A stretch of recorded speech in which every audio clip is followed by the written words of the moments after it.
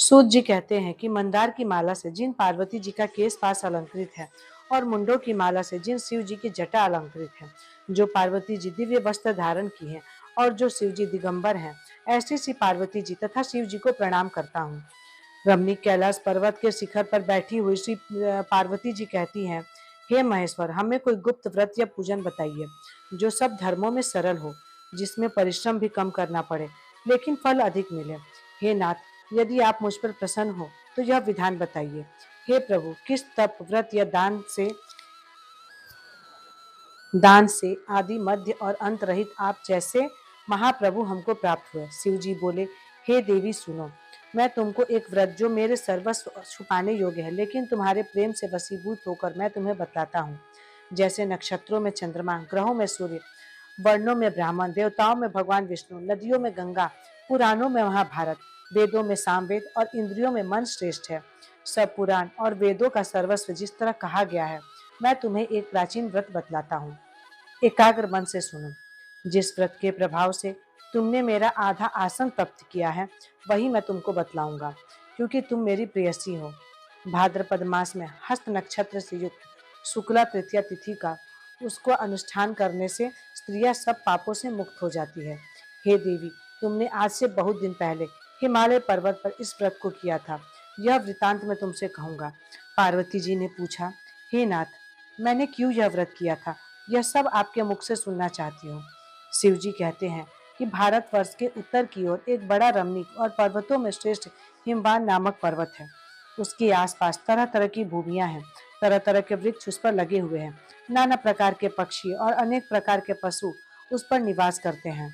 वहां पहुंचकर गंधर्वों के साथ बहुत से देवता, सिद्धचारण, पक्षीगण सर्वदा प्रसन्न मन से विचरते हैं। वहां पहुंचकर गंधर्व गाते हैं, अप्सराएं नाचती हैं। उस पर्वतराज के कितने ही शिखर ऐसे हैं जिनमें स्फटिक रत्न और वैदुर्य मणि आदि की खानें भरी हैं। यह पर्वत ऊंचा तो इतना है कि मित्र के घर की तरह समझकर आकाश को स्पर्श किए रहता है। उसके समस्त शिखर सदैव हिम से आच्छादित रहते हैं और गंगा जल की ध्वनि सदा सुनाई देती रहती है। हे पार्वती, तुमने बाल्यकाल में उसी पर्वत पर तपस्या की थी। 12 वर्ष तक तुम उल्टी टंग कर केवल धुआं पीकर रही। 64 वर्ष तक तुम सूखे पत्ते खाकर रही। माघ मास में तुम जल में बैठी रहती और वैशाख की दोपहरिया में पंचाग्नि तपती थी। श्रावण के महीने में जल बरसता तो तुम भूखी प्यासी रहकर मैदान में बैठी रहती थी। तुम्हारे पिता इस तरह के कष्ट सहन को देखकर बड़े दुखी हुए। वे चिंता में पड़ गए कि मैं अपनी कन्या किसको दूं। उसी समय नारद जी वहां आ पहुंचे। मुनि श्रेष्ठ नारद जी उस समय तुम्हें देखने को गए थे। नारद को देखकर गिरि ने अर्घ्य पाद्य आसन देकर उनकी पूजा की और कहा, हे स्वामी, आप किस लिए आए हैं? मेरा अहोभाग्य है, आपका आगमन मेरे लिए अच्छा है। नारद जी ने कहा, हे पर्वतराज सुनो, मैं विष्णु भगवान का भेजा हुआ आपके पास आया हूँ। आपको चाहिए कि यह कन्या रत्न किसी योग्य वर को दे। भगवान विष्णु के समान योग्य वर ब्रह्मा, इंद्र और शिव इनमें से कोई नहीं है। इसलिए मैं यही कहूंगा कि आप अपनी कन्या भगवान विष्णु को ही देवे। हिमवान ने कहा, भगवान विष्णु स्वयं मेरी कन्या ले रहे हैं और आप यह संदेश लेकर आए हैं, तो मैं अपनी कन्या उन्हीं को दूंगा। हिमवान की इतनी सी बात सुनकर मुनिराज नारद आकाश में विलीन हो गए। वे पीताम्बर, शंख चक्र और गदाधारी भगवान विष्णु के पास पहुंचे। वहां हाथ जोड़कर नारद जी ने भगवान विष्णु से कहा, हे देव, सुनिए, मैंने आपका विवाह पक्का कर दिया। उधर हिमवान ने पार्वती के पास जाकर कहा कि हे पुत्री, मैंने तुम्हें भगवान विष्णु को दे डाली। तब पिता की बात सुनकर तुम बिना उत्तर दिए ही अपनी सखी के घर चली गई। वहीं जमीन पर पड़कर तुम बड़ी दुखी होती हुई विलाप करने लगी। तुमको इस तरह विलाप करते देख एक सखी ने पास आकर कहा, देवी, तुम क्यों इतना दुखी हो, इसका कारण बताओ। तुम्हारी जो इच्छा होगी मैं यथाशक्ति उसको पूरा करने की चेष्टा करूंगी, इसमें कोई संशय नहीं है। पार्वती बोली, मेरी जो अभिलाषा है उसे तुम प्रेम पूर्वक सुनो। मैं एकमात्र शिव जी को अपना पति बनाना चाहती हूँ, इसमें कुछ भी संशय नहीं है। मेरे इस विचार को पिताजी ने ठुकरा दिया है, इससे मैं अपने शरीर को त्याग दूंगी। पार्वती की इस बात को सुनकर सखियों ने कहा कि शरीर का त्याग ना कर चलो किसी ऐसे वन को चले जहाँ पिता को पता न लगे। ऐसी सलाह कर तुम वैसे वन में जा पहुंची। उधर तुम्हारे पिता घर घर तुम्हें खोजने लगे। दूतों द्वारा भी खबर लेने लगे कि कौन देवता या किन्नर मेरी पुत्री को ले गया। उन्होंने मन ही मन कहा, मैं नारद जी के आगे प्रतिज्ञा कर चुका हूँ कि अपनी पुत्री भगवान विष्णु को दूंगा। ऐसा सोचते सोचते हिमवान मूर्छित हो गए। गिरिराज को मूर्छित देखकर सब लोग हाहाकार करते दौड़ पड़े। जब होश हुआ, सब पूछने लगे कि गिरिराज, आप अपनी मूर्छा का कारण बताइए। हिमवान ने कहा, आप लोग मेरे दुख का कारण सुने। ना मालूम कौन मेरी कन्या को हर ले गया है। ऐसा नहीं हुआ तो उसे किसी काले सांप ने काट दिया या सिंह खा गए होंगे। हाय हाय मेरी बेटी कहाँ गई? किसी दुष्ट ने मेरी पुत्री को मार डाला। ऐसा कह वे वायु के झोंके से कांपते हुए वृक्ष के समान कांपने लगे। इसके बाद हिमवान तुम्हें वन वन खोजने लगे। वह वन भी सिंह, भालू, हिंसक जंतुओं से बड़ा भयानक हो रहा था।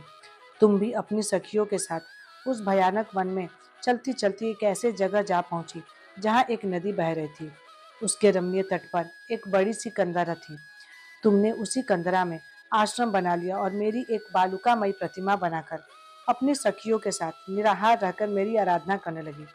जब भाद्रपद शुक्ल पक्ष की हस्तयुक्त तृतीया तिथि प्राप्त हुई, तब तुमने मेरा विधिवत पूजन किया और रात भर जाकर गीत वाद्यादि से मुझे प्रसन्न करने में बिताया।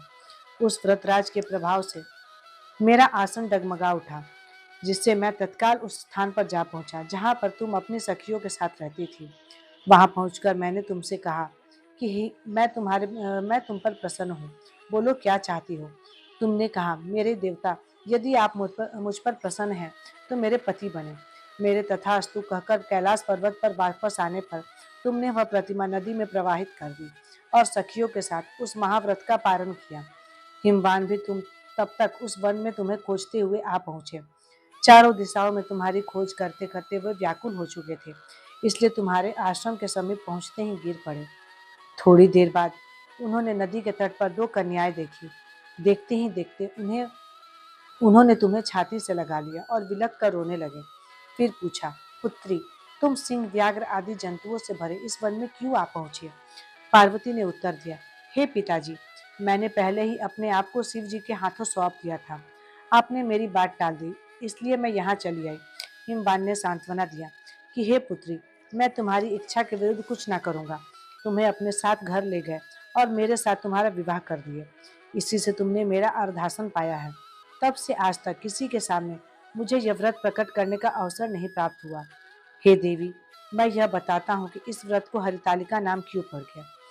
तुमको सखिया हर ले गई थी, इसी से हरितालिका नाम पड़ा।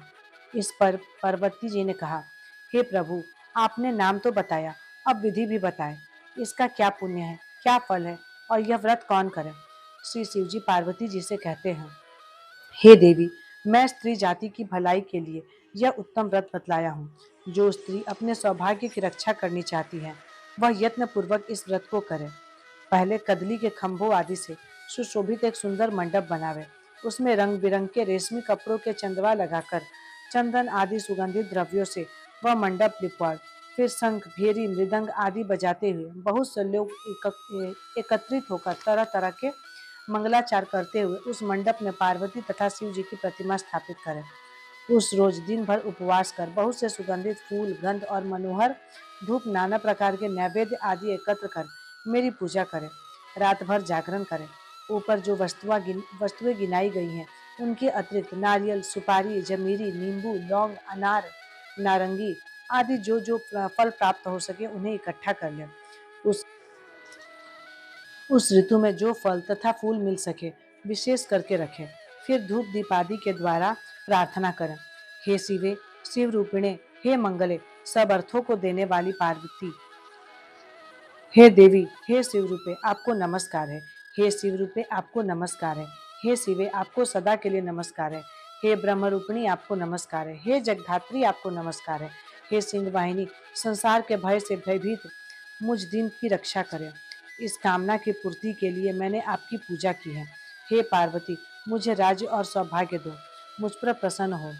तदंतर विधि पूर्वक कथा सुने और ब्राह्मण को वस्त्र, गौ, सुवर्ण आदि देवे। इस तरह एक चित होकर स्त्री पुरुष दोनों एक साथ पूजन करें। फिर वस्त्र आदि जो कुछ भी हो उसका संकल्प करें। हे देवी, जो स्त्री इस प्रकार पूजन करती है वह सब पापों से छूट जाती है और उसे 7 जन्म तक सुख तथा सौभाग्य प्राप्त होता है। जो स्त्री तृतीया तिथि का व्रत न कर अन्न भक्षण करती है वह 7 जन्मों तक बंध्या रहती है और उसको बार बार विधवा होना पड़ता है। वह सदा दरिद्री, पुत्र शोक से शोकाकुल स्वभाव की लड़ाकी, सदा दुख भोगने वाली होती है और उपवास न करने वाली स्त्री अंत में घोर नरक में जाती है।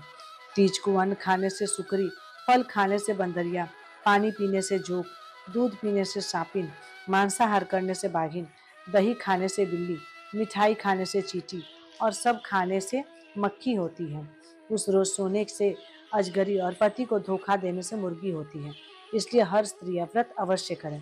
दूसरे दिन सुवर्ण, चांदी, तांबा तथा बांस के पात्र में अन्न भरकर ब्राह्मण को दान दे और पारण करे। जो स्त्री इस प्रकार व्रत करती है वह मेरे समान पति पाती होती है और जब वह मरने लगती है तो तुम्हारे समान उसका रूप हो जाता है। उसे सब प्रकार के सांसारिक भोग और सायुज्य मुक्ति मिल जाती है। इस हरितालिका की व्रत कथा मात्र सुन लेने से प्राणी को 1000 अश्वमेघ और सैकड़ों वाजपेयी यज्ञ करने का फल प्राप्त होता है। देवी, मैंने यह सब व्रतों में उत्तम व्रत बतलाया है जिसके करने से प्राणी सब पापों से छूट जाता है। इसमें कुछ भी संशय नहीं है। बोलो हर हर महादेव। इति श्री हरितालिका व्रत कथा समाप्त।